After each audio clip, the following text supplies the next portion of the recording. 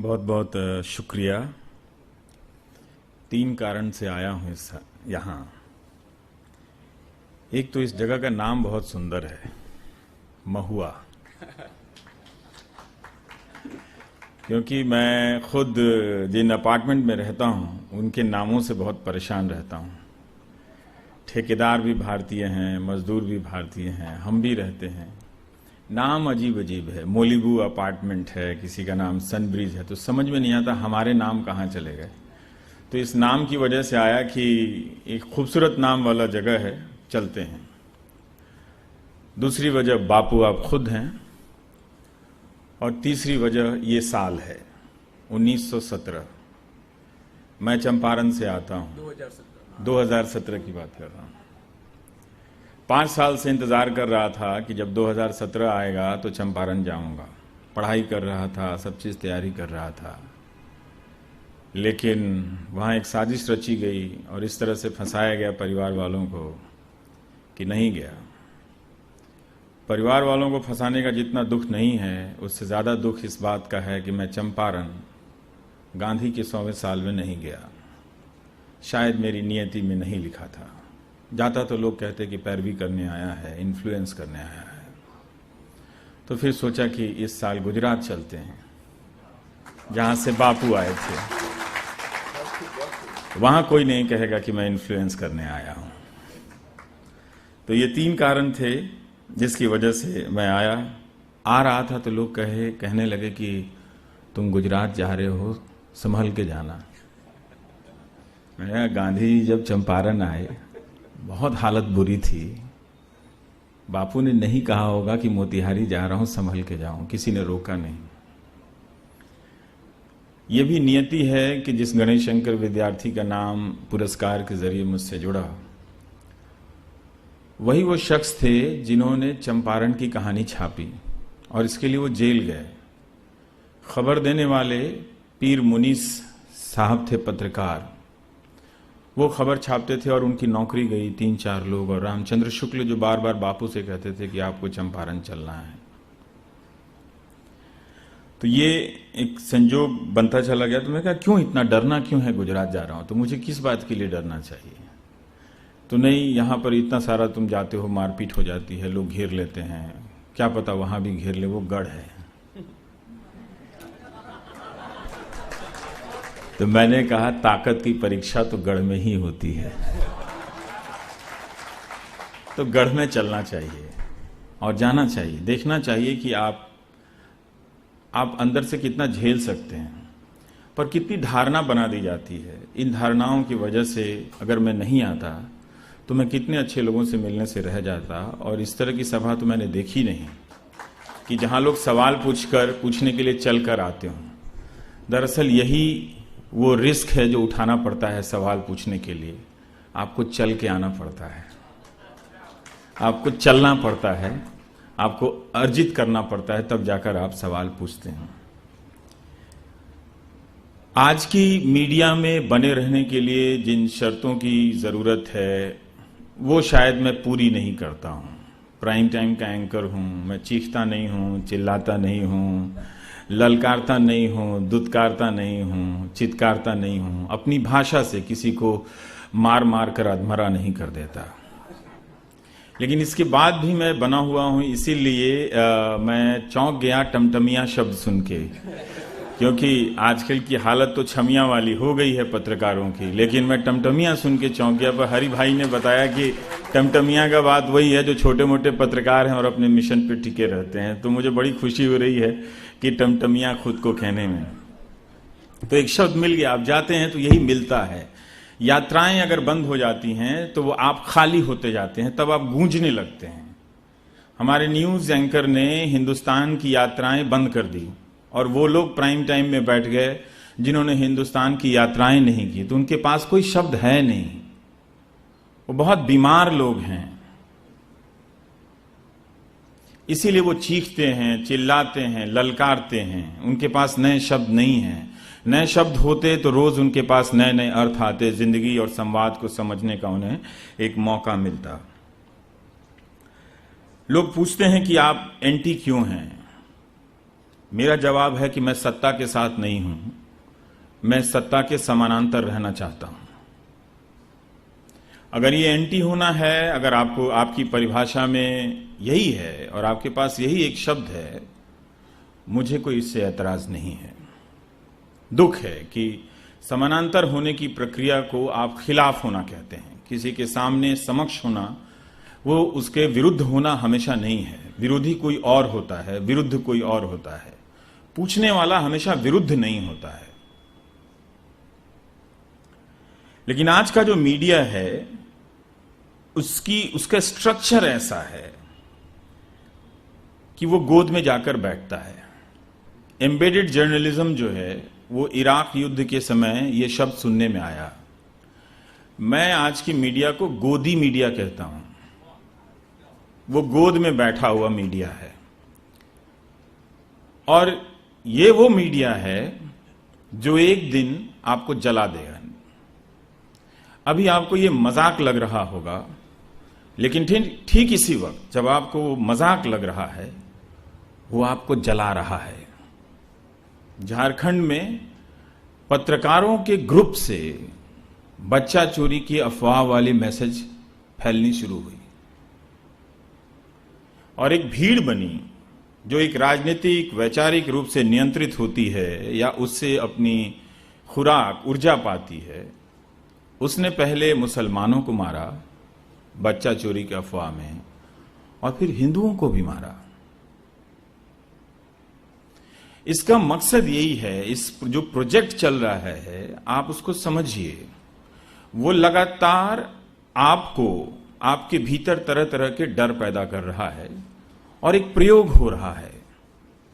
अभी तक हम समझ रहे थे कि ये जो भीड़ है वो सिर्फ मुसलमानों के खिलाफ है, लेकिन मारा तो हिंदू भी जा रहा है उस भीड़ के कारण।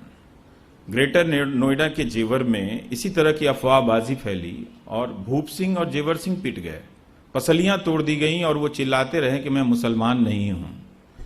तो ये जो राजनीति इस हद तक पहुंच गई है कि हिंदू को कहना पड़ रहा है कि मैं मुसलमान नहीं हूं, मुझे छोड़ दो।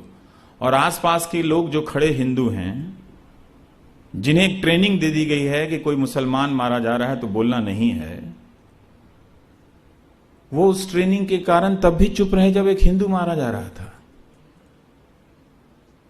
यही आपको समझना है कि दरअसल आप में से सत्ता जो होती है वो हमेशा इस संभावना से डरी रहती है कि आप में से कोई कभी खिलाफ तो नहीं हो जाएगा। ये वही डर है और उसी डर के खिलाफ वो दो बातें करता है। अपने ताकतवर होने की नौटंकी करता है, भंगिमाएं रचता है और भीतर ही भीतर आपके भीतर डर पैदा करता है। तो ये जो सीक्वेंस चल रहा है, अब इसके चरण बड़े हो गए, इसकी कड़ियां बड़ी हो गई हैं। ये ज्यादा सुनियोजित तरीके से है, जो आपको लगता है कि कोई उच्छृंखल है, स्पॉन्टेनियस है, अपने आप होता जा रहा है। 31 दिसंबर 2000 ये जब आ रहा था तो पूरी दुनिया में बवाल मचा। इसका नाम था Y2K। मैं ये कहानी इसलिए सुना रहा हूं कि आप इस प्रक्रिया को आज की सरकार से जोड़कर मत देखिए। सिर्फ Y2K आ रहा था तो पूरी दुनिया में बहस चली कि कंप्यूटर वो जब 00 साल को देखेगा तो कोलैप्स कर जाएगा, अस्पताल बंद हो जाएंगे, रेलगाड़ियां रुक जाएंगी, मिसाइलें चल जाएंगी और दुनिया तबाह हो जाएगी। और इसके लिए अमेरिका और ब्रिटेन जैसे देशों में $1 बिलियन, कई $100 बिलियन का बजट बनाया गया और एक ऐसा माहौल रचा गया कि उसमें सेनापति से लेकर सेनाध्यक्ष भी बयान देते मिले कि हमने वैकल्पिक व्यवस्था कर ली है और सीमा पर अपने सैनिकों को तैनात होने के आदेश वगैरह दे दिए हैं, देखा जाएगा कि ये सारी चीजें ना हो। और करोड़ों अरबों खरबों रुपए की योजनाएं बन गई, नए नए कंप्यूटर आ गए, पुराने कंप्यूटर रिप्लेस कर दिए गए, पूरा एक खेल हुआ, कमेटियां बन गई। जब 1 जनवरी 2000 नई सहस्त्राब्दी, न्यू मिलेनियम में हम प्रवेश करते हैं तो ऐसा कुछ भी नहीं होता है। तो निक डेविस नाम के एक पत्रकार ने इसकी तफ्तीश की तो पता चला कि इसकी पहली खबर कनाडा के अखबार के कोने में छोटी सी छपी थी, जिसमें एक कंप्यूटर इंजीनियर या ठेकेदार जैसा था, उसने सिर्फ एक आशंका और चिंता व्यक्त की थी कि अगर 2000 आएगा तो बहुत से कुछ कंप्यूटर ऐसे हैं जो खुद को अपडेट नहीं कर पाएंगे और कोलैप्स कर जाएंगे।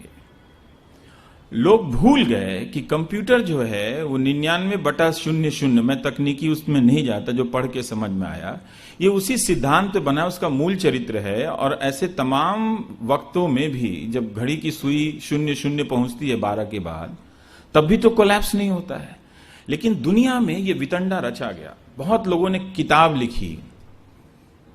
जब जिस देश में 1% लोगों के पास पूंजी हो जाती है, उस देश में सफल होने की किताबें बहुत बिकती हैं। सफलता के 100 मंत्र, क्योंकि 100 लोग ही तो सफल हैं ना, उनको दिखा के आप सफलता के 100 मंत्र बेच रहे होते हैं। तो अरबों खरबों रुपए की किताब बिक गई, रॉयल्टी खिला के वो बड़े बड़े लेखक बन गए। और जब 1 जनवरी 2000 आया तो खबरें गायब थीं। इसको फेक न्यूज कहते हैं आज की दुनिया में। हमारे देश में देखिए क्या त्रासदी है। नेता को भी फेकू कहते हैं और न्यूज को भी फेक न्यूज कहते हैं। ये त्रासदी है, क्योंकि इसको जो रचता है जो समाज, और रचते हुए बर्दाश्त होता है, एक दिन सिर्फ नेता ही फेकू नहीं कहा जाएगा, एक दिन आपको फेक साबित कर दिया जाएगा। आपकी निष्ठाएं फेक साबित कर दी जाएंगी और आपको मार दिया जाएगा। ये इसीलिए किया जाता है। कहा जाता है पहले नेता को और उसकी सजा मिलती है बाद में जाके जनता को। ये हमें समझने की जरूरत है। तो ये फेक न्यूज आया, और ये आज के न्यूज की सबसे बड़ी चुनौती है जिसकी तरफ हरि भाई ने इशारा किया। इसमें कोई दो राय नहीं है, और आपको बिल्कुल कंफ्यूजन नहीं होना चाहिए कि हम जिस पेशे से आते हैं इस वक्त वो दुनिया के भ्रष्टतम पेशों में से है। अगर एक बार इसे आप साध लें तो सत्ता भी आसान है, कॉन्ट्रैक्ट भी आसानी से मिल सकता है, और आपकी कंपनी का कारोबार 500 करोड़ से 15,000 करोड़ का 1 साल के भीतर हो सकता है। इसलिए इस फील्ड को साधने की चौतरफा कोशिश हुई। कॉरपोरेट ने की, नेताओं ने की और खुद पत्रकारों ने की। तब जाकर हम एक परिपक्व स्थिति फेक न्यूज की यहां पर देख रहे हैं। और झूठ लगातार है। आज ही न्यूयॉर्क टाइम्स में एक लेख आया है कि कैसे कुछ लोग पहले ट्विटर पर में जिसको कहते हैं कार्ड बना देते हैं, रवीश कुमार एंटी नेशनल है, फिर वहां से चलता है वो पॉलिटिकल पार्टी के व्हाट्सएप ग्रुप में जाता है, और फिर आपके हमारे व्हाट्सएप ग्रुप में टहलता हुआ चलता है, और एक भीड़ बनती है और वो मान लेती है कि रवीश कुमार एंटी नेशनल है, और फिर वो टीवी में जाके डिबेट होने लगता है। ये फेक न्यूज का उदाहरण आपने अभी परेश भाई का देखा होगा। उन्होंने ट्वीट कर दिया कि अरुंधति रॉय के बारे में। उन्होंने पहले कश्मीर को लेकर जरूर ऐसे बयान दिए हैं जिस पर खूब विवाद हुआ है और काफी मजम्मत हुई है, उनकी काफी आलोचना हुई है। लेकिन जिस चीज को उन्होंने ट्वीट किया अपने बयान के समर्थन में, पहले तो कहा कि उन्होंने उनको जीप के आगे बांधकर घुमाना चाहिए। एक सांसद को यह बात कहनी चाहिए या नहीं कहनी चाहिए, एक ओपन डिबेट है, आप कर सकते हैं। और अगर वो इतने ही पीड़ित हैं कश्मीर को लेकर, तो वो बताएं कि उन्होंने व्यक्तिगत पहल क्या की है। क्या वो संजय जी की तरह वहां पर गए हैं काम करने के लिए? क्या वो बापू की तरह वहां पर गए हैं लोगों से संवाद करने के लिए? या वो हीरो हैं और कुछ बोल देते हैं और पॉलिटिकल पार्टी और लाखों लोग समर्थकों की एक फौज खड़ी है जो उनको ट्वीट करके बवाल मचा देती है, फिर वो टीवी पर उससे चर्चा होने लगती है। इस गिरोह की जीवन रेखा जो लाइन है ना, ये डॉट्स, और जो जाके थ्रेड बन रहा है, इसको आप समझने की कोशिश कीजिए। वो फेक न्यूज थी, पता चला, और वो सबसे पहले तैयार हुई पाकिस्तान की वेबसाइट में। जब वहां किसी ने पता किया ये कहां से आया, तो पता चला ये हिंदुस्तान की वेबसाइट से जन्मा है ये खबर। और उसी तरह से हिंदुस्तान में धार्मिक, राजनीतिक, वैचारिक धारा की एक तरह से समर्थन करने वाले वेबसाइटों से वो फेक न्यूज, एक गलत फेक इंटरव्यू पैदा किया गया। इतनी ही मेहनत करनी थी तो उनके पुराने किसी जेन्युइन बयान को, जिसको लेकर कश्मीर के बयान को लेकर घोर आपत्ति है, वही ट्वीट किया जाता कि आपने ऐसा बोला था और आज के संदर्भ में हमें फिर से गुस्सा आ रहा है, 5 साल पहले मैंने नहीं पढ़ा था, ये कहते कम से कम तो माना जाता कि हाँ ठीक है, मतलब जब आपको पता चला तो जब जागो तब सवेरा। तो हम बात नहीं कर रहे हैं पाकिस्तान से, लेकिन उसके साथ मिलकर हम फेक न्यूज प्रोड्यूस कर रहे हैं, हैं? ये खतरनाक प्रवृत्ति है। तो ये इससे हो क्या रहा है कि तुरंत सड़कों पर एक भीड़ चल रही है जो व्हाट्सएप से नियंत्रित है, उसको कोई ट्राई कर रहा है, उसको ट्राई कर रहा है कि सिख सेवादार अजमेर में गांव में लोग जाते हैं सन्यासी अन्न मांगने के लिए कि दीजिए अनाज, हम लंगर चलाएंगे, उनको भी मार दिया लोगों ने पकड़ के। मारा ही नहीं, उसका वीडियो बनाया कि हम वायरल करेंगे। आप हिंसा के वीडियो का वायरल कर रहे हैं, ये कौन सा समाज है? और इस मरते हुए समाज में कौन सा गौरव वाला राष्ट्र बन रहा है, बताएंगे आप? बन सकता है क्या ये मरे हुए समाज से कि जो लोगों को मार रहा है और वो सेवादार हैं, जो इनका काम है, जो अपना उद्देश्य समझते हैं कि आपसे ही कुछ मांगकर वो लोगों को आगे बढ़ाएंगे, और उनको मारा जाता है? कोई वजह होनी चाहिए, कोई वजह नहीं है। ये हमेशा ट्राई किया जा रहा है कि आप अलर्ट रहें, आपको आइसोलेट किया जा रहा है, और आप कभी भी इस भीड़ से 10 लोगों को आइसोलेट करके बाकी 100 लोगों को उस पर डाल के मारा जा सकता है। इसमें कोई पकड़ा नहीं जाएगा। इस भीड़ का नाम कांग्रेस नहीं होता, इस भीड़ का नाम बीजेपी नहीं होता, लेकिन काम दोनों में से किसी एक का हो जाता है। ये डिजाइन चल रही है फेक न्यूज के कारण से। तो जो परसेप्शन बनाया जा रहा है, सत्य जब कमजोर होता है उसे कमजोर किया जाता है, तो परसेप्शन बनाने का खेल किया जाता है।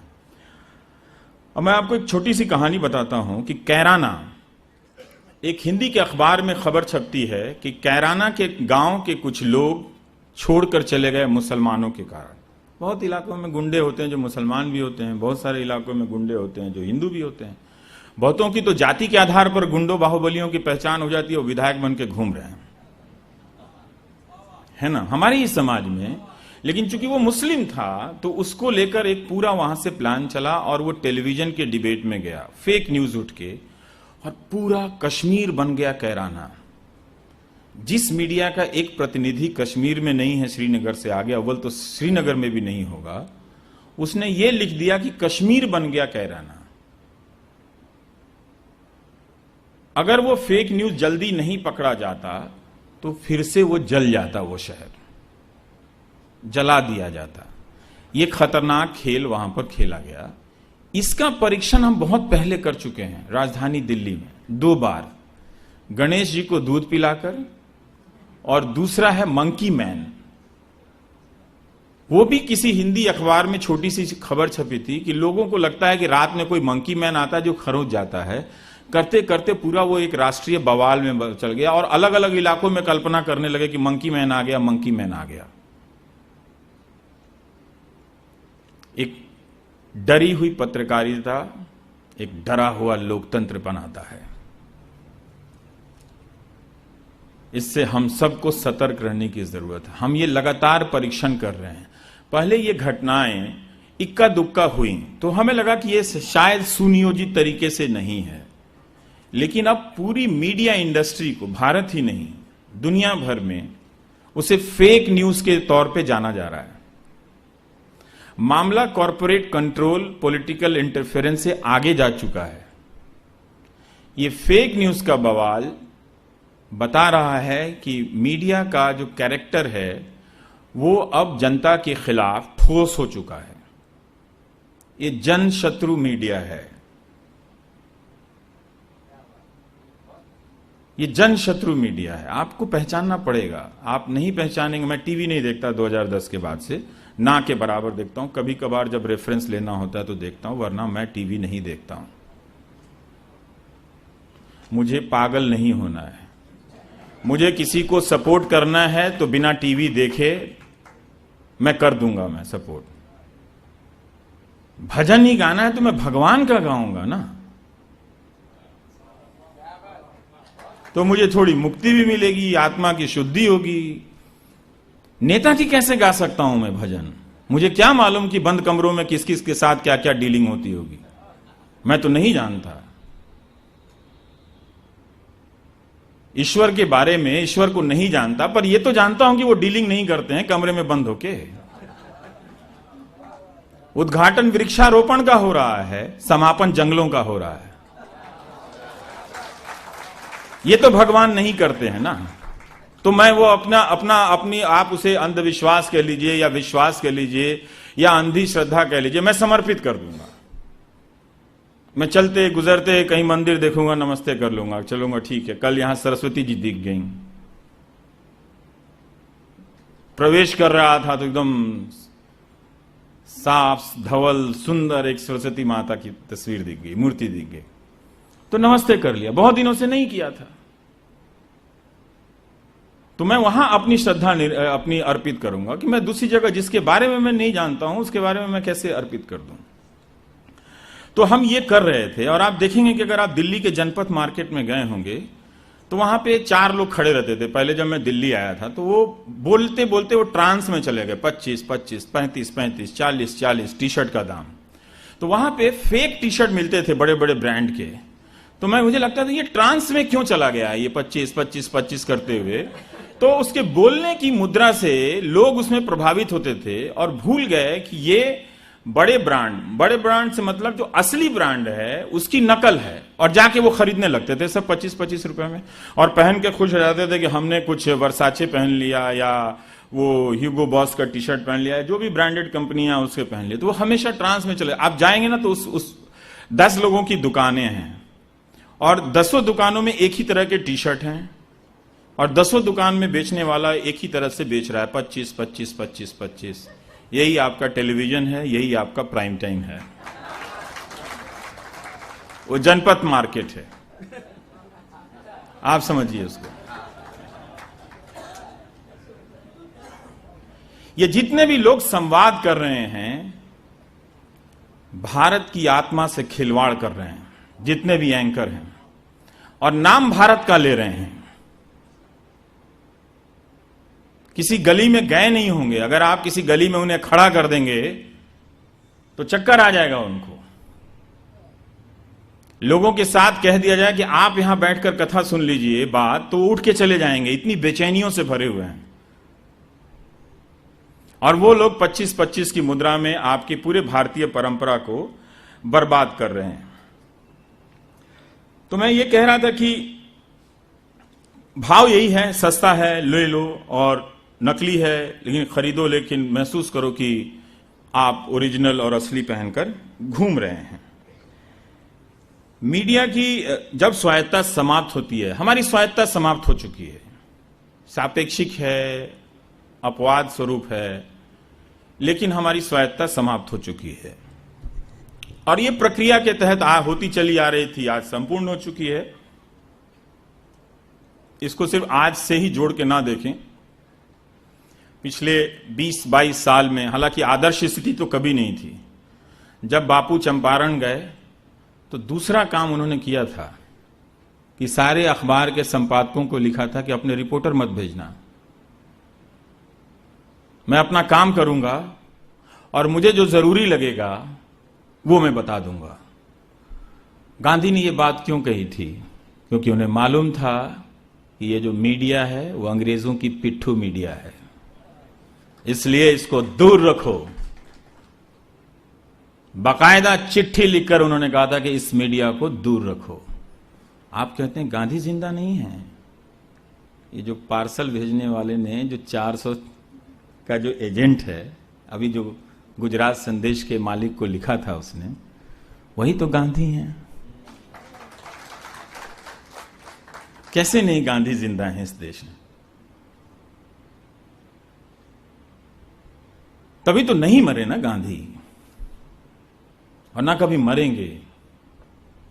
वो इसलिए कि वो जनता के बीच से, जनता की आत्माओं से जुड़े हुए नेता थे, और उन्होंने अपनी बात किसी के खिलाफ, किसी की कीमत पे नहीं कही, बल्कि जो उन्हें सत्य लगा उसकी कीमत पे कही। और यही किसी को भी जब गांधी मिल जाते कमजोर क्षणों में, तो इसी वजह से उन्हें हिम्मत आ जाती है। तो हुआ यह कि उसकी स्वायत्तता समाप्त हो गई है। तो अब वो क्या ड्रामा कर रहा है? अब वो कह रहा है सेना का सम्मान करो। जो मीडिया अपना सम्मान नहीं कर सकता, वो सेना का सम्मान करने के लिए रोज कहता है। वो सेना का भी सम्मान नहीं करता है। जंतर मंतर पर जब 1 रैंक 1 पेंशन के लिए बुजुर्ग सैनिक परिवार जब धरना दे रहे थे और उनकी वर्दी फाड़ दी गई, मेडल फाड़ दिए गए, तब वो मीडिया वहां नहीं गया। 2 महीने तक वो लोग वहां बैठे रहे, मीडिया उनके पास नहीं गया। गया कभी कभार के लिए गया, औपचारिकता के लिए गया। लेकिन जब एक शहीद की जब ताबूत में लौटता है, तब उसका राष्ट्रवाद जगता है। उस दिन चीखता चिल्लाता है, उसके बाद नहीं जाता देखने कि उसके बच्चों को अच्छे स्कूल में एडमिशन मिला कि नहीं मिला। तुरंत एक नायक ढूंढता है, तुरंत एक खलनायक ढूंढता है, और ये तुरंत तुरंत की संभावनाओं को हर वक्त बनाकर रखता है। जैसे लगता है कि अगर आप आज अभी तक जाकर वहां पर माला नहीं चढ़ाए गए तो आप खलनायक घोषित कर दिए जाएंगे। वो सेना का इस्तेमाल कर रहा है, वो युद्ध का ऐलान कर रहा है। ये पहला साइन है कि जब मीडिया युद्ध का ऐलान करने लगे, इसका मतलब यह है कि नेताओं और कंपनियों ने मिलकर कुछ फैसले कर लिए हैं। आप दुनिया का इतिहास पढ़ेंगे, आपको इसकी पुष्टि हो जाएगी। उसी वक्त सरकारें प्राइवेट प्लेयर्स को रक्षा उपकरण में के निर्माण में बनाने के लिए नीतियां भी बना रही होती हैं, आपकी नजर नहीं जाती है।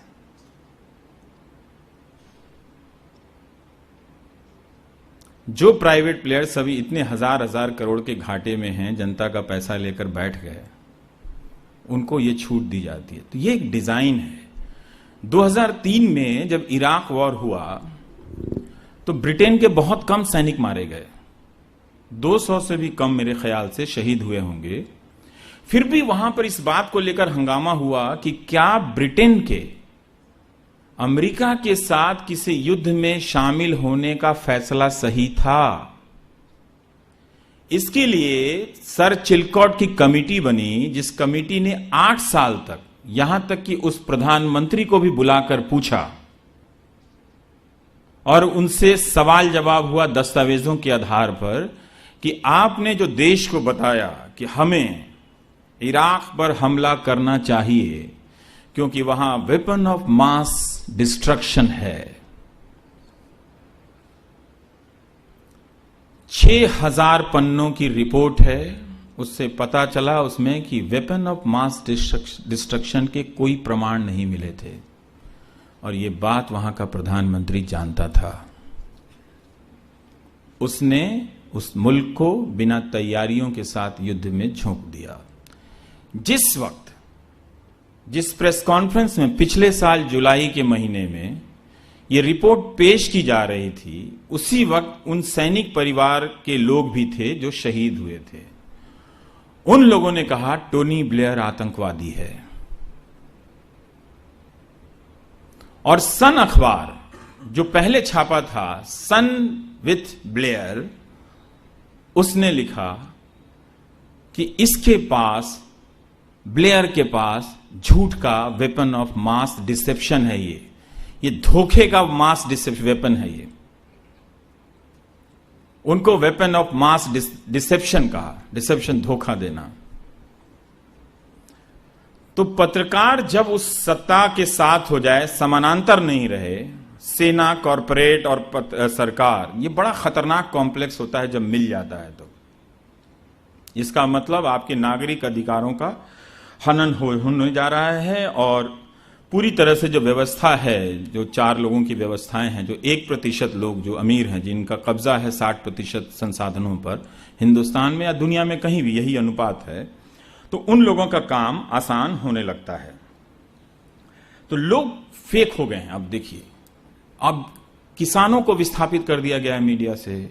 जगह जगह की समस्याएं हैं, वो दिल्ली तक नहीं पहुंच रही हैं। इसका कारण है कि हर जगह से रिपोर्टर हटा दिए गए हैं। मेरे पास ही इतने शिकायतें आती हैं कि आप ये कर लीजिए, हमारे साथ ये हो गया, यहां परीक्षा में नकल हो गई है, यहां पर आज भी यहां पर हमें घूस देकर पीजी के एडमिशन में करोड़ों करोड़ों रुपए के घूस देने पड़ रहे हैं डॉक्टरी की पढ़ाई करने के लिए, कि मैं संभाल नहीं पाता हूं। तो मैं ये सोच रहा हूं कि ये मेरे पास क्यों आता है, क्योंकि बाकी एंकर ने उतना पब्लिक में एक्सेस नहीं देते। मैं एक्सेस दे के भी बाकी लोगों के सवाल पे उतनी रिपोर्टिंग नहीं कर पाता, ना उठा पाता हूं, क्योंकि नहीं कर सकता, मैं संभव नहीं है। तो हर जगह का जब रिपोर्टर होता था तो सूचनाएं आती थी, अब सूचनाएं गायब कर दी गई हैं, तो पब्लिक में एक फ्रस्ट्रेशन फैल रहा है। और जब सूचनाएं गायब कर दी गई तो सारी इंडस्ट्री जो है ना, वो परसेप्शन से चल रही है। ओपिनियन गवर्नमेंट है, परसेप्शन प्राइम मिनिस्टर है उस गवर्नमेंट का, और ये 24 घंटा चल रहा है। आप 20 नहीं 50 साल बाद भी देखेंगे कि ये व्यवस्थाएं इसी तरह से चरमराई हुई आपको मिलेंगी। आपका विश्वास कुछ बना रहे तो कुछ चीजें आपको ठीक मिलेंगी। तो आप देखेंगे इसको कि कैसे चलता है। तो अब क्या होता है कि वहां पर जनता नहीं है। अब मैं ये डिबेट का फॉर्मेट बताता हूं। जनपद मार्केट में जनता नहीं है, उसकी आवाज नहीं है, प्रवक्ता है पार्टियों का, वही देश है। मोहल्ले की दवा की दुकान का पता नहीं बता सकता वो। एक दिन में भारत के अलग अलग विषयों पर वो 4 चैनलों में जाकर बात कर रहा है। न्याय हो सकता है? नहीं हो सकता है। तो जो सूचनाएं पहले से उपलब्ध हैं या फेक न्यूज के गैंग की तरफ से उपलब्ध करा दी गई हैं, आपका रेफरेंस पॉइंट मिटा दिया गया। अब आपका रेफरेंस पॉइंट यह है कि नेहरू जी मुसलमान थे या फिरोज गांधी मुसलमान था। अब वहां से आपको शुरू करना है, थे कि नहीं थे, और करते करते वो नहीं थे वाला गायब हो जाएगा और मुसलमान थे तो बाकी जो भी दिखेगा वो मुसलमान है। तो क्या हो गया? मुसलमान है तो क्या हमने तय किया कि जो मुसलमान है वो हिंदुस्तानी नहीं है?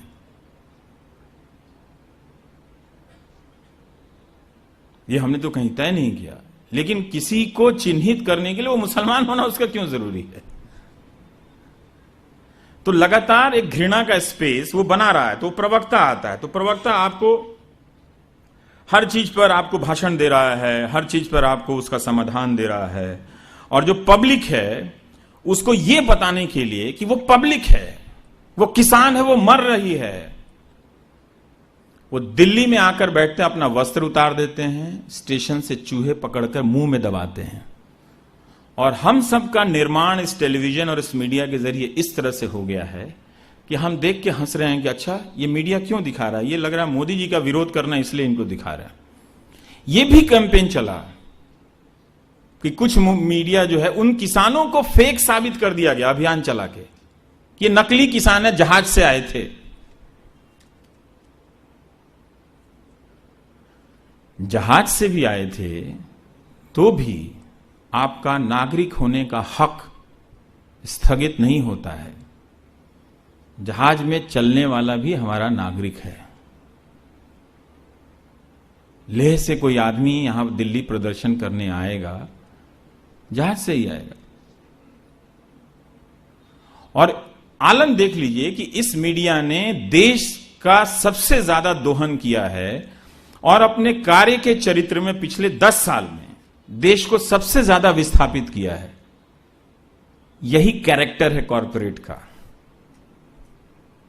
अचानक से लोग देश देश की बात क्यों करने लगे हैं? अब हर आदमी को मणिपुर से भी चल के दिल्ली प्रदर्शन करना पड़ता है, तमिलनाडु से भी चल के आके पता चल रहा है कि दिल्ली प्रदर्शन करना पड़ रहा है, इसलिए कि तमिलनाडु में भी मीडिया खत्म है, मणिपुर में भी खत्म है, बिहार में भी खत्म है। मेरे ही चंपारण में एक चीनी मिल को लेकर बवाल चल रहा है, 2 किसानों ने आत्महत्या की, वो इंसाफ मांगने के लिए दिल्ली आए हुए हैं। तो आप पब्लिक को फेक घोषित कर दिया गया है। अभी आप श्रोता के रूप में सोच रहे हैं कि आपको कोई फर्क नहीं पड़ेगा, आप इसके कभी हिस्से नहीं होंगे। ठीक है, जल्दी जल्दी आप इसके हिस्से होने वाले हैं, बारी बारी से। ये जो पूरा स्ट्रक्चर है इसे लेकर चिंता करनी चाहिए, क्योंकि हम सब इसके मारे हैं, मर जाएंगे। आज किसान महाराष्ट्र में स्ट्राइक कर रहे हैं, मध्य प्रदेश के भी कुछ हिस्सों में कर रहे हैं, तो वो दूध फेंक रहे हैं, सब्जियां फेंक रहे हैं। देखा नहीं जाए, अभी तस्वीर कैसे देखें? दूध आप किस तरह से सड़क पे फेंक सकते हैं, सब्जी आप कैसे फेंक सकते हैं, किसी के पास खाने के लिए नहीं है। ये अपने आप को रियल करने की बेचैनी है, आप नसें काटने लगेंगे। ये हालत है फेक न्यूज का, कि मैं असली हूं, मैं ही भारतीय हूं। आपको घोषित कर दिया जाएगा कि आप भारतीय नहीं हैं। 24 घंटा ड्रामा इस देश में चल रहा है, 24 घंटा। बहुत सारे लोग परेशान हैं। किसी ने इंदौर से लिखा कि समीर खान है, उन्होंने लिखा कि मुझसे नहीं देखा जरा, आप कुछ कहिए कि ये सब्जी कैसे फेंक सकते हैं, दूध कैसे फेंक सकते हैं। भगवान पे ही चढ़ा दें ले आके, कम से कम वहां पे कहीं जमा कर दें उसको देखने के लिए, जिसके बाद जिसको फ्री में ले जाना हो खा ले। सब्जी कैसे फेंक? मैंने कहा उसके अंदर की चित्कार समझो। वो जान रहा है कि हम लोग उसको कवर नहीं करेंगे। किसी प्रधानमंत्री, मुख्यमंत्री, बहुत सारे मंत्री, बहुत सारे विरोधी दल के नेता, उनकी नजर नहीं जाने वाली है, इसीलिए वो दूध फेंक रहा है। वो तो अभी भी उसकी एक वर्गीय पहचान है, आपकी तो वो भी नहीं है। आपकी कितनी बुरी स्थिति होगी, पूरा खुद को कवर कराने के लिए बाहर खड़े होकर अपने घर में आग लगाना पड़ेगा, तब भी मीडिया नहीं आएगा आपके लिए। क्योंकि उस रात वो एक टैंक पर बहस कर रहा होगा, एक फर्जी न्यूज पर बहस कर रहा होगा, फेक परसेप्शन पर बहस कर रहा होगा। और ये इतनी बड़ी चुनौती है जिसका अंदाजा आप नहीं कर सकते। अब आप छोटे छोटे टमटमिया पत्रकारों को देखकर खुश मत होइए, क्योंकि वो बड़े, जो मीडिया का जो बड़ा हिस्सा है, वो समाज को संवाद रहित कर रहा है, चोक कर रहा है। तो गैस भर जाएगा तो कोई भी कहीं भी फट जाएगा। कोई सड़क पे भात और दाल बिछा के खाने लगेगा, कोई नंगा हो जाएगा, कोई सब्जी फेंक देगा, कोई दूध फेंक देगा। महीनों हफ्तों के इंतजार के बाद उगी हुई सब्जी को फेंक देना, ये वही समाज सामान्य समझ सकता है जिसका खेती से कोई लेना देना नहीं, जो मोलिबू अपार्टमेंट में रहता है, महुआ का नाम नहीं जानता है। हम ऐसे ही समाज में बन रहे हैं, तो समाज भी उसके लिए उपलब्ध है। आलम यह है कि वीडियो भी अगर आपको दे दें तो आप कहेंगे कि ये असली है कि नकली है, जो समझदार है, और जो नहीं है वो कहेगा असली है चूंकि वीडियो है। सोचिए, जब टीवी आया तो इस विश्वसनीयता के साथ आया कि चूंकि वो टीवी है इसलिए उसमें विश्वसनीयता का तत्व अखबार से ज्यादा है कि होता हुआ दिख रहा है, जो बोल रहा है वो दिख रहा है। अब आप ये दावा नहीं कर सकते। एक तरफा संवाद, एक तरफा धारणा, चैनल ही लॉन्च हो जा रहे हैं कि हम नेशनलिस्ट हैं और सेना के साथ हैं। आप कौन है सेना के साथ होने के लिए? और सेना को क्या हो गया है जो 2-4 पत्रकारों और प्राइम टाइम के एंकर को उसकी जरूरत है? इतनी कमजोर है क्या हमारी सेना? उसे क्या हो गया है सेना को? क्या हमारी सेना बीमार है जिसे रोज रात को 9 बजे एक एंकर चाहिए डॉक्टर के रूप में? कब से हमारी सेना ऐसी हो गई? हम तो सेना को नहीं जानते। हम तो यही जानते थे कि यह शक्तिशाली भी है और शालीन भी है। अब शालीन होना आप कमजोरी कहते हैं, जेंटलमैन कहते थे हम लोग। ये इंडियन आर्मी है, उसकी शालीनता भारतीय है, शालीनता ही भारतीयता है। इतनी उग्रता क्यों है? मैं आपको अपनी बिरादरी का हाल बताता हूं। लोग एक दूसरे से बात नहीं कर रहे हैं, एक दूसरे को देख नहीं रहे हैं, ये हालत है। लोकतंत्र की बात करती है भारतीय जनता पार्टी। 1 साल से प्रवक्ताओं को भेजना मेरे कार्यक्रम में बंद कर दिया है। मैं हमेशा कहता हूं कि ये मुझसे क्यों डरते हैं। मेरे पास ना तो जीवन का सत्य है अंतिम, ना ही इस सरकार का अंतिम सत्य है। मैं तो यात्री हूं, मुझसे क्यों डरते हैं आप? आप दिवाली होली मनाते हैं, पूरे दिल्ली के पत्रकारों को बुलाते हैं, मैं ही छूट जाता हूं। इसका मतलब यह है कि आप हिंदुस्तान को नहीं जानते। आपकी 4 दीवारी के भीतर जितनी बड़ी होली और दिवाली नहीं मनती है, उससे लाखों गुना बड़ी होली और दिवाली आपकी 4 दीवारी के बाहर मनती है। तो आप आइसोलेट करने का गेम करते हैं, मत कीजिए। यही पार्टी, वो अपोजिशन वाले भी यही करते हैं, चुन के दूसरे किसी पार्टी में नहीं जाते। तो ये एक संवाद जो है, हमारा आपस का संवाद टूट गया है और ये मान्य हो गया है। दो लोग बात नहीं करते हैं तो हम बाहर क्या आपसे क्या खाक संवाद बनाएंगे? आप बताइए जरा से, कैसे बनाएंगे? तो ये एक प्रवृत्ति है। और जो राजनीतिक कार्यकर्ता है आज की तारीख में उसके पास कोई काम नहीं है, वो जान गया है। क्योंकि ये जो पूरा मैनेजमेंट बना है सोशल मीडिया के जरिए और खूब सारा पैसा के जरिए,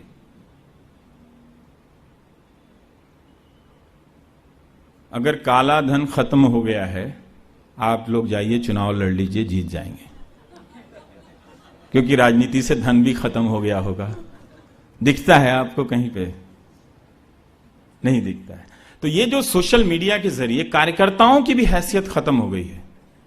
अब 15 लोगों की टीम जो पिछले चुनाव में हमारे साथ थी, अब नई टीम ले आऊंगा मैं, और बहुत सारे पैसों के साथ स्लॉट खरीद के मैं बिना कार्यकर्ताओं के जरिए आपके स्मार्टफोन के जरिए पहुंच सकता हूं। तो कार्यकर्ता खाली हैं, अभी उनका क्या करना है मालूम नहीं, लेकिन आने वाले समय में उनका वो इस्तेमाल भी समाप्त हो जाएगा। तो अभी उनका इस्तेमाल हो रहा है फेक न्यूज वेंडर के रूप में। उनको व्हाट्सएप ग्रुप बनाने के लिए कहा गया है जहां वो 24 घंटे फेक न्यूज बांट रहे हैं और वही समझ रहे हैं ये उनका राजनीतिक काम है। बड़ा अलग और बड़ा अच्छा काम है राजनीति, उसमें तमाम कमियां और बुराई होने के बावजूद वो सचमुच एक असाध्य और मुश्किल काम है, आसान नहीं है। इतनी तरह की परीक्षाओं से गुजरते हुए आप जाके नेता बनते हैं और इतने तरीके के समझौते से करते हुए, तो वो उसको एक वेंडर के रूप में बनाया गया है जो बांट रहा है सारा चीज।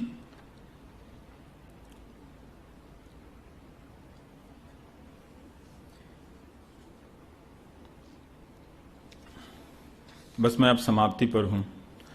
वो आपको पहुंचा रहे हैं, तरह तरह का स्लोगन रच रहे हैं ये लोग, पर इसका समाधान क्या है? आप देखेंगे कि इसी वक्त हिंदुस्तान में बहुत सारी ऐसी वेबसाइट है जो फेक न्यूज से लड़ रही है और दुनिया भर में अभी फेसबुक ने भी कहा है कि जहां से फेसबुक की चीजें फेक न्यूज की चलती हैं कि हम इसको काट छाट करेंगे।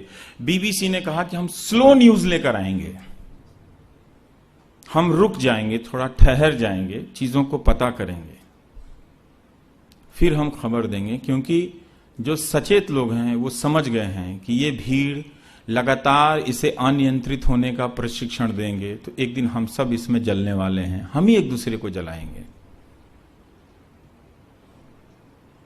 सब कोई जिसको डरना है वो डर गया है इस फेक न्यूज के बाजार से। और जब तो अमेरिका, वहां पर स्लो न्यूज का कॉन्सेप्ट आया है। बीबीसी ने एक सर्वे भी किया कि 83% जो दर्शक हैं भारतीय इस बात से चिंतित रहते हैं कि ये असली है कि नकली है। मतलब सारा खेल इसमें आ गया। तो वहां के पत्रकारों ने क्या हुआ कि किस तरह से मीडिया को जो लोग सवाल समानांतर चलते हैं तो डराते हैं। तो ट्रंप साहब आए तो बोले कि हम व्हाइट हाउस में, पत्रकारों की जो एक परंपरा थी कि राष्ट्रपति वहां काफी प्रेस कॉन्फ्रेंस करते हैं उनकी तरफ से, या व्हाइट हाउस में 200 प्रेस कॉन्फ्रेंस हो जाती है। तो उन्होंने पत्रकारों से बात करना शुरू किया। उन्होंने पूरी मीडिया को फेक न्यूज भी घोषित कर दिया, जैसे यहां बाजारू मीडिया कहा गया। उसी मीडिया के सहारे चल रहे हैं, उसी को बाजारू कह रहे हैं। वो व्यक्ति बहुत मायावी और सत्य बोलने वाला भी लगता है। उसने इस्तेमाल भी किया और लोगों के सामने बोल दिया, फिर भी लोगों को दिखा नहीं कि ये बाजारू है जिसका मैं इस्तेमाल कर रहा हूं। दिख जाना चाहिए था लोगों को। तो ट्रंप ने बोल दिया सबको ये लोग फेक न्यूज हैं। और ये लोग करते हैं, ये मत समझिएगा कि मीडिया इनके आने से पहले फेक न्यूज नहीं कर रहा था। मैंने मंकी मैन का आपको बता दिया और गणेश जी का आपको बता दिया इसी हिंदुस्तान में, और Y2K का बता दिया। आप कभी Y2K सर्च कीजिएगा, कितना यहां के अखबारों में छपा होगा। और जिन देशों ने उस खबर पे ध्यान नहीं दिया, उन्होंने उनका पैसा, एक पैसा भी खर्च नहीं हुआ और वो खतरा टल गया। तो अब इस कॉम्प्लेक्स में एक और चीज हो रहा है साथ में। देखिए, जब राजनीति में जब धन आ रहा था, लोग कहा, तो कुछ लोग थे उस वक्त कहते थे कि पॉलिटिक्स में पैसा का क्या रोल है इसमें नहीं है। तो फिर कुछ लोग कहे नहीं, चुनाव जीतना है, हमें सत्ता में आना है, नहीं तो बिना पैसे का कैसे होगा। धीरे धीरे आया तो वो धन बन गया काला धन। अब क्या हो रहा है, एक और खेल हो रहा है कि धर्म का बहुत इस्तेमाल हो रहा है धीरे धीरे।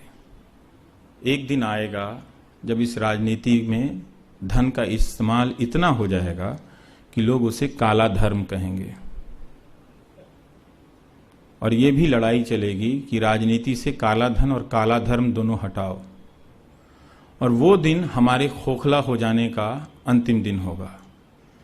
क्योंकि आध्यात्मिक शक्तियों का और संतों का समाज में होना जरूरी है।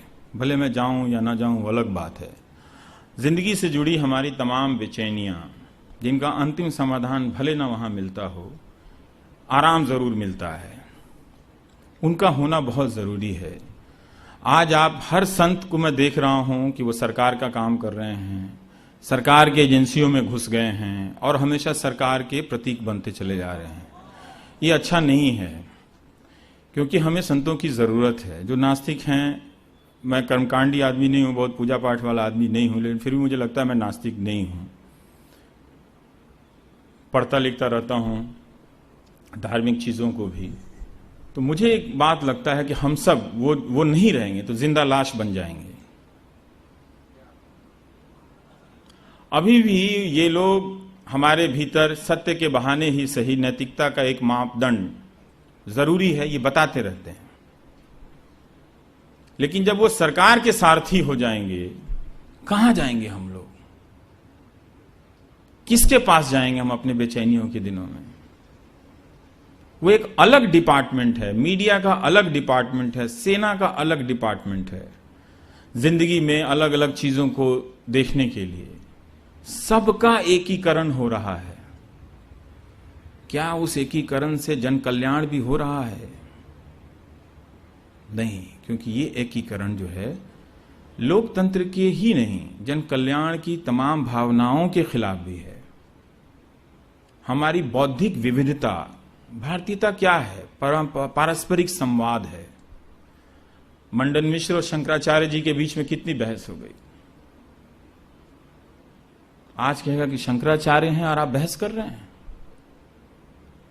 हाँ, क्यों नहीं करेंगे? शंकराचार्य हैं तो उन्हीं से तो करेंगे, और किससे करेंगे? फिर जो जानता है, जो ज्ञानी है, अगर हम उससे बहस नहीं करेंगे तो किसी मूर्ख से करेंगे? तो ये एक जो समाज में, और ये जो संतों की जो परंपरा बची हुई है। मैं यहां आने से पहले केदारनाथ जी में बापू का भाषण टीवी में देख रहा था, कथावाचन, तो सोच रहा था कि ये क्या कोई नई परंपरा है? नहीं। जब मैं छोटा था 6-7 साल का, अपने मोहल्ले में, तो वहां एक स्काउट गाइड का बड़ा सा कैंपस था। तो वहां कोई संत आते होंगे, ऐसे ही 6 महीने 2 महीने में बड़ा सा कार्यक्रम लगता था, इसी तरह से जैसे आज का लगता है। और लोग आते थे, कुछ पूजा की जगह बन जाती थी, वहां परिक्रमा करते थे। हम भी उसमें परिक्रमा लगा लेते थे, कुछ भाषण सुन के आ जाते थे, कुछ कथाएं सुनकर आ जाते थे। तो एक अलग डिपार्टमेंट है जहां हम धर्म वगैरह के बारे में बात करते हैं। जब तक दुनिया धर्म को खारिज नहीं करती कि ये ठीक है, हम इसे समाप्त मान लेते हैं, तब तक तो वो है। तब तक तो उसकी जो रचनाएं हैं, जो विद्वता है, उसको कहां फेंक देंगे आप? उस पर कौन विचार करेगा? क्या किसी ने कोई यूनिवर्सिटी बनाई है? बात करने वाले जितने भी हैं, आप जानते हैं वैसी कोई यूनिवर्सिटी? संस्कृत के नाम पे लोग दंगा करा देंगे। एक भी आदर्श संस्कृत कॉलेज बता दीजिए आप, जहां हम चले जाएं इस हाथ के कि भाई जो संस्कृत की परंपरा है उसके हिसाब से हम बहस करेंगे, जो सवाल होगा वो हम सवाल करेंगे, जो भी मेरा सवाल होगा। तो धर्म क्या करता है आपको? जो सन्यासी लोग आपको क्यों इतना बताएंगे? वो ये कहते हैं, सिंपल बात ये है कि आप इस रास्ते पे चलोगे तो आप सत्य के करीब पहुंचोगे। तो सत्य के करीब किस लिए पहुंचना है? कोई ऑफिस तो है नहीं, सत्य घर तो है नहीं कि शाम को पहुंच जाना है। उससे आपके भीतर साहस का संचार होगा, और आत्मविश्वास और साहस से भरा हुआ व्यक्ति ही व्यक्ति इंसान होता है। वही दूसरे को प्यार कर सकता है। इसी में संतों की एक भूमिका है, रही है। अच्छे बुरे संत चाहे जो भी हों, पर उनकी भूमिका है। बहुत सारे अच्छे संत हैं जिनकी भूमिका है।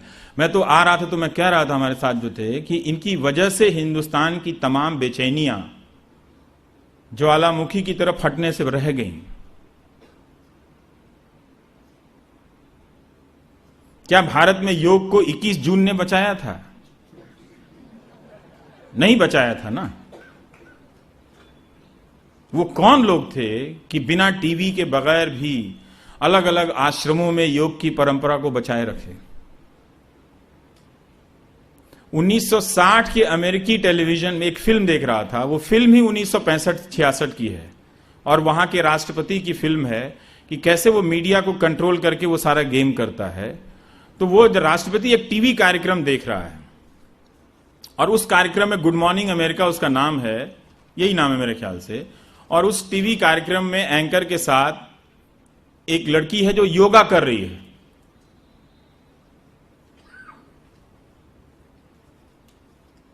तो कैसे पहुंच गया योगा वहां 1960 में? तो एक डिफरेंट फेक रियलिटी आपको यकीन दिलाई जा रही है कि आज से ही मंगलवार से, पिछले मंगलवार से आप सेना का सम्मान करने लगे हैं। मत रहिए, थोड़ा कॉन्फिडेंस में रहिए, आप धर्म के करीब जाइए, सत्य का अनुसंधान कीजिए, साहस लाइए, आत्मविश्वास लाइए। एक दूसरे से प्यार कैसे बढ़ेगा? इतने शक्की हम लोग हो जाएंगे एक दूसरे से करना, तो हासिल क्या हो गया? इतना शक्की, इतना नफरत, इसकी जरूरत नहीं है। थोड़ा मुस्कुराइए भी। मैं आसपास के अपने पत्रकार मित्रों को देखता हूं, मुस्कुराते तक नहीं है। भाई समर्थक ही हुए हो, नेता थोड़ी हो गए हो। तुमको जनता ने वोट दिया है, क्यों मर रहे हो अपने आप को? हंस के भी, हाय हेलो करके भी समर्थक हुआ जा सकता है कि नहीं हुआ जा सकता है? तो जो जिसके पास सत्ता नहीं है उसकी तलखी तो मैं समझ सकता हूं, जिसकी है वो क्यों तलख बैठा हुआ है? वो क्यों नहीं मुस्कुरा रहा है? क्योंकि मीडिया हमेशा आपको आज का वो नफरत के वातावरण में रखना चाहता है। वो चाहता है कि ये जो तलखी है, ये जो चिढ़ है किसी ना किसी को लेकर, वो बनी रहे। क्योंकि ये जो एक बार बन गई ना या मजबूती से, तो उसका हम कभी भी इस्तेमाल कर सकते हैं। उसका हम सिख भाइयों के खिलाफ भी इस्तेमाल कर सकते हैं, रवीश कुमार के खिलाफ भी इस्तेमाल कर सकते हैं, बापू के खिलाफ भी इस्तेमाल कर सकते हैं, और आप किसी हिंदू के खिलाफ भी। गंगेश और गुंजन के पिताजी कहते रहे कि मत मारो यार, ये मेरा बेटा है, पोता है। मार दिया पत्थर से उस भीड़ ने, बताइए। उठा के अंतिम पत्थर मार के सर पे मार दिया। उसकी दादी ने कहा कि मेरे पोते को इतना मार दिया, मुझे तो छोड़ दो। अब तो जागिए। इस हिंसा से हमको क्या हासिल है? क्यों सत्ता में बैठे हुए राजनीतिक दलों के प्रवक्ताओं की भाषा में इतनी तलखी है? इतना झूठ, इतना सारा चीज क्यों है भाई? थोड़ा हंसा भी कीजिए, दिवाली होली में बुलाया भी कीजिए। ये और बात है, मैं गया नहीं उनसे कहने के लिए कि आप क्यों नहीं मुझे बुलाते हैं। मैं उनसे यह भी नहीं कहने गया कि आप मेरे कार्यक्रम में अब क्यों नहीं आते। मैं उनकी भावना का सम्मान करता हूं।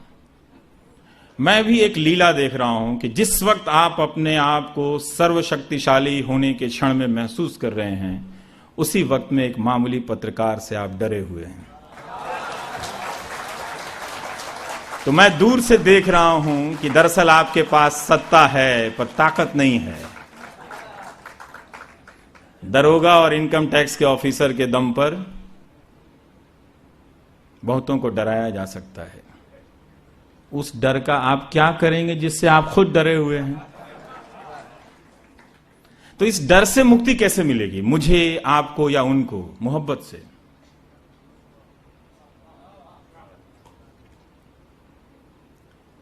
वृंदावन से मुझे किसी ने कहा कि रवि जी समस्या ये है। मैंने कहा आप इतना क्यों चिढ़ते हैं? मैंने क्या कर लिया है? मैं 10 बजे के बाद तो घर चला जाता हूं, कहीं दिल्ली में घूमता भी नहीं। समस्या यह है कि आप सनातनी नहीं हैं। मैंने कहा अरे भाई साहब, मैं सनातनी हूं, मैं तनातनी नहीं हूं। ये तनातनी मत कीजिए मुझसे।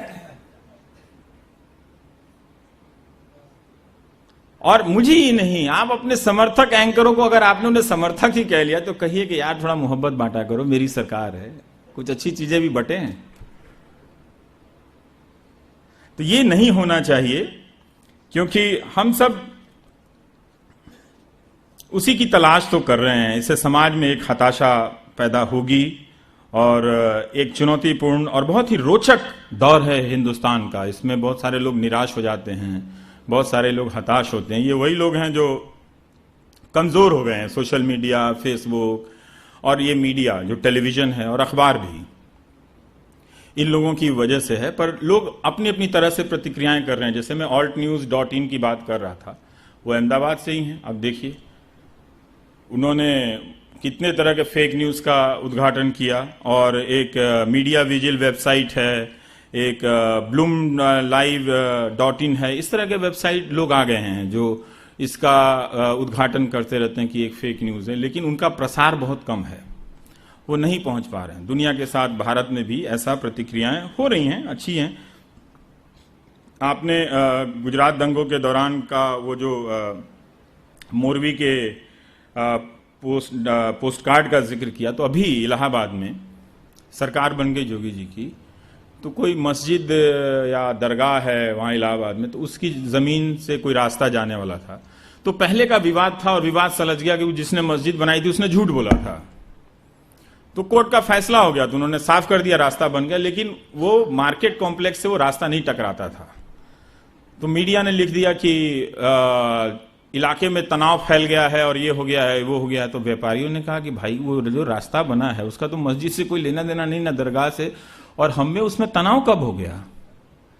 तो बात ही थी कि एक दिन क्लियर हो जाएगा, चूंकि कोर्ट का ऑर्डर है, इत्तेफाक था कि सरकार बन गई है, तो उस दिन उसके बाद हो गया कब होना। अगर चुनाव नहीं होता तो उसी दौरान हो जाता। तो उन लोगों ने क्या किया कि सारे अखबार को बंद कर दिया 3-4 दिन के लिए, एक हफ्ता के लिए बंद किया। अभी बागपत में सहारनपुर को लेकर तरह तरह की चीजें हुई, तो उन्होंने अखबार बंद किया है। अब हम इस दौर में पहुंच रहे हैं कि जहां हमको टीवी बंद करना पड़ रहा है, अखबार बंद करना पड़ रहा है। तो आप सोचिए कि आप बंद हो सकते हैं क्या? नहीं ना। तो आजाद होने के लिए बहुत जरूरी है कि हम लोग जब सवाल करें तो हमें आइसोलेट ना करें, हमें एंटी नेशनल ना कहें। ये बड़ा खूबसूरत देश है, कोई पूर्व जन्म का ही कुछ कर्म होता है कि यहाँ आदमी पैदा लेता है। इसमें बहुत सारी कमियां हैं, वो हम जानते हैं, लेकिन इसी से हम मोहब्बत करते हैं, हम ये भी जानते हैं। तो जो लोग एंटी नेशनल कहते हैं उन पे मुझे बड़ा दुख होता है, तरस भी आता है कि कैसे आप अपने नागरिक को बिना किसी प्रमाण के एंटी नेशनल कह सकते हैं, और किसी को एंटी नेशनल कहना ये एक राजनीतिक चरित्र बन गया है। तो मीडिया की ये जो डिजाइन है आप समझिए। जब मैं 2010 में ये डिबेट कार्यक्रम करने गया था, कुछ ही दिनों बाद एक लेख लिखा गोरखपुर के प्रेस क्लब के लिए, जनमत की मौत, क्योंकि इस कार्यक्रम को करते हुए मैं समझ गया था कि इसका मकसद जनमत का निर्माण नहीं है, जनमत की हत्या है। जब सूचना नहीं है, सवाल कोई पूछिए, जवाब देने वाला नेहरू पे चला जाता है। पूछ रहा हूं आज का, वो नेहरू पे चला जाता है, वहां से यहां, यहां से यहां, यहां से यहां चला जाता है। तो सब एक सीमित जानकारी के को लेकर उसी में तरह से खिचड़ी पका रहे हैं। तो एक तरह से आपको भ्रम में रखने की कोशिश की जा रही है, तो बहुत ही खतरनाक है। 2-4 अपवाद कभी अच्छा वगैरह हो जाता है, लेकिन वो एजेंडा है। अपोजिशन क्या होता है, वो सिर्फ राजनीतिक दल नहीं होता है, जनता होती है अपोजिशन सरकार के सामने। वो अपोजिशन को डराने के नाम पे जनता को डरा रहे होते हैं आजकल के एंकर कि दरअसल तुम क्वेश्चन मत करना इस सरकार का। नहीं तो अगर राजनीतिक पार्टी का वो हाल कर सकते हैं तो शर्मा जी, मिश्रा जी आपको भी सड़क पे घेर के मारेंगे। और आप पत्रकार देखिए किस तरह से नेताओं को पीछे पड़ के घेर रहे हैं, जैसे लगता है कि अब अगली कड़ी में वो गोली भी मारेंगे कि तुम क्रिमिनल हो, तुमको गोली मार देंगे। एक रिटायर्ड आईपीएस ऑफिसर जो आईपीएस होते हुए कभी सत्य के साथ खड़े नहीं हुए होंगे, टीवी पे बोलते हैं कि IPS officer of IAS and IPS officer of Bihar must United in stand up. बताइए, तो इस तरह की भाषा का निर्माण लोकतंत्र के निर्माण का नहीं होता है। इतनी आपाधापी, इतना उन्माद किस लिए है? पर यह डिजाइन के तहत हो रहा है। डिजाइन के तहत तय किए जाते हैं कि किसमें मारपीट होगी, किसमें उन्माद होगा और किस तरह से होगा। जब ये समझा तो समझते समझते कोशिश करने लगा कि कहां से सूचनाएं ज्यादा से ज्यादा लाऊं या उसमें विविधता पैदा करूं कि कम से कम मेरे हाथ से ये अपराध हो। तो खैर अब उन्होंने ना आकर मुझे मुक्ति दे दी है, क्योंकि मुझे उनके चलते अब किसी नेता को नहीं बुलाना पड़ता है। तो थोड़ा संघर्ष बढ़ गया है, लेकिन वो अपना काम करते रहते, पर वो काफी नहीं है। इतना एक मिसाइल की तरह जहां भी चुनाव होता है वो सरकार की तरफ से टेलीविजन मुड़ जाता है। सारे सवाल इस तरह से। तो अगर लोकतंत्र में अगर विपक्ष की संभावना नहीं रहेगी, फिर वो लोकतंत्र तो नहीं है। वो भारतीय परंपरा भी नहीं है। हर विद्वान भारतीय परंपरा में देखेंगे तो आप देखेंगे कि उसके सामने कोई सवाल करने वाला है, किसी ने उससे बहस की है, किसी ने उससे पूछा है। यही हिंदुस्तानियत है। दुख इसी बात का है कि ये जो मीडिया जो मर गया है, इसकी आत्मा को खत्म कर रहा है। और हमारे इस देश की सबसे बड़ी उपलब्धि जानते हैं क्या है? सड़क और रोड बिल्डिंग नहीं है, फ्लाईओवर नहीं है। इतने साल इतने झंझावातों से गुजरते हुए हमने अपनी आत्मा को बचाए रखा है, अपनी हिंदुस्तानियत को बचाए रखा है। बहुत तूफान देखे हैं, बहुत मारपीट देखी है हमने, उसके बहुत तरह के पक्ष हैं, उनका कभी कोई इंसाफ नहीं हुआ। आज कोई भी सरकार बहस बहुत कर सकती है, एक संस्था आपके सामने खड़े करके नहीं दिखा सकती है कि यहां से मैं हट भी जाऊंगा तो भी ये आपके साथ न्याय करेगी ये संस्था।